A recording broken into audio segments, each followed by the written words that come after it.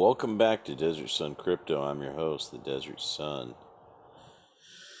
Let's get into the infrastructure bill. Now, this is all going to go in the direction where I make a prediction on what ultimately is going to happen moving forward. But just as the infrastructure took a very painful route, there's quite a painful route we've got to go, and just the reality that it just needs to set in with regard to politics and cryptocurrency. Now, first and foremost, I've got to say this. This bill that is working its way through Congress right now is too big to just focus on cryptocurrency. I will be for the duration of this episode, but keep in mind, not everybody's interest is in cryptocurrency. There's so many things going on. My opinion of it, I'll say this first, is that the broker terminology was added to the bill and identified so that cryptocurrency would be brought to light. I don't think it's a coincidence that you've got one of the largest, biggest lawsuits going on with the SEC in the history of our lifetime. And I will hang my hat on that. And it just so happens that Congress right now is what happens. Well, they're battling over the infrastructure bill that just happens to have stipulations that affect cryptocurrency, namely a variety of people working in the space, coders, you name it. So let's get started. Whenever I see bipartisanship, it's kind of a farce, because bipartisanship nowadays means that basically something is going to get passed. I mean, there's no mistaking about it, how split our country is politically, and also Congress, namely the Senate. And so whenever they have these photo ops where they have, both Dems and, Republicans, talking about the progress and everything, they certainly paint a different picture than, what really goes on the floor. But also, it's almost like, duh. I mean, you're going to need bipartisanship to pass any bill nowadays. So what happened last week? The infrastructure bill passed. There was some language regarding brokers, and namely the actors who aren't doing any of the wheeling and dealing. There was some loose language in there, and that kind of was the spotlight that at least many senators were making. Now, Politico had this article, "Crypto Tax Spurs House Democrats to Rethink Infrastructure Bill."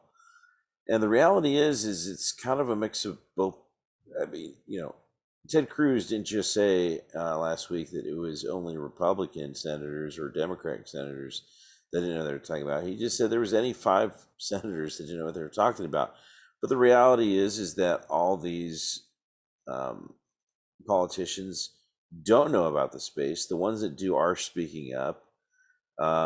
You had Representative Foster and Soto along with Emmer, which I'll get to what Emmer had put forth. Basically say, listen, this has passed, but we need to make some changes. Otherwise, there's going to be some consequences. Now, article says that the tax fight comes as Washington scrambles to rein in the booming market for virtual currencies such as Bitcoin and Ether, which have attracted investors enticed by rising prices, as well as consumers looking to make financial transactions outside of fiat money like the US dollar. The cryptocurrencies conflict became red hot in the Senate after industry lobbyists were blindsided by the infrastructure bill provision that would try to increase the volume of digital asset transactions reported to the IRS. Now, it should come as no surprise that the government wants to collect as much money and tax as many people as possible. And it doesn't, in my opinion, it's not. It's both Republicans and Democrats that are doing this. So it was quite a fiasco roller coaster last week. Bunch of senators getting up and doing what they do best, which is talking. So this was from the Bipartisan Blockchain Caucus with the co-chairs that I had mentioned, which were Tom Emmer, Darren Soto, and Bill Foster, signing their names. Oh, sorry, and David Schweikert as well. And they just drafted a letter to their colleagues, ultimately saying that, importantly, non-custodial blockchain technology provides like validators and software developers are not middlemen between parties to exchange. So ultimately, this bringing in of validators and software developers, those who write code, is really targeting the wrong people and would inevitably send a lot of these positions and jobs overseas or in a place where they would avoid the tax. It's just the reality of it. So they weren't the only ones that jumped on. Representative Anna Eshoo wrote urgently to Speaker Nancy Pelosi.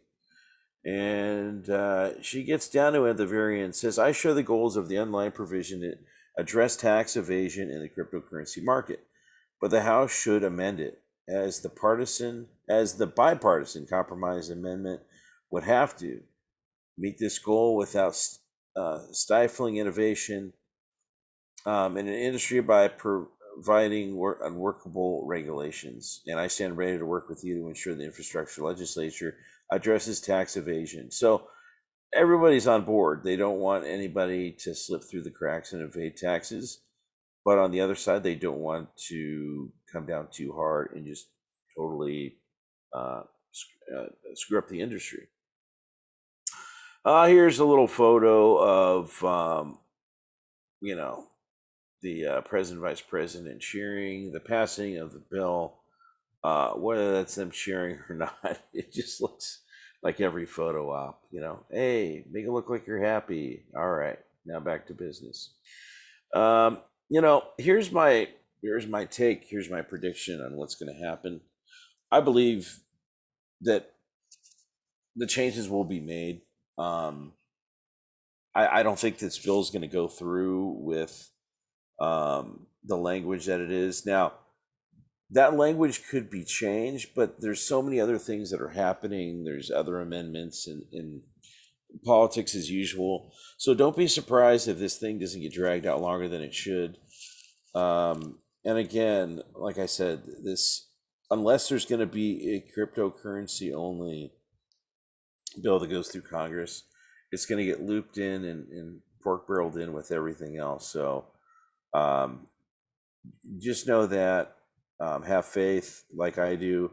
I do think that the timing of this is going to work in conjunction with the SEC Ripple lawsuit, and I think the more attention that these, both the lawsuit and this have brought to the space, as we can see on CoinMarketCap, everything is just looking really good for everything right now. So that is it for me. The Desert Sun, thank you for tuning in to Desert Sun Crypto. Hope to see you again. Take care.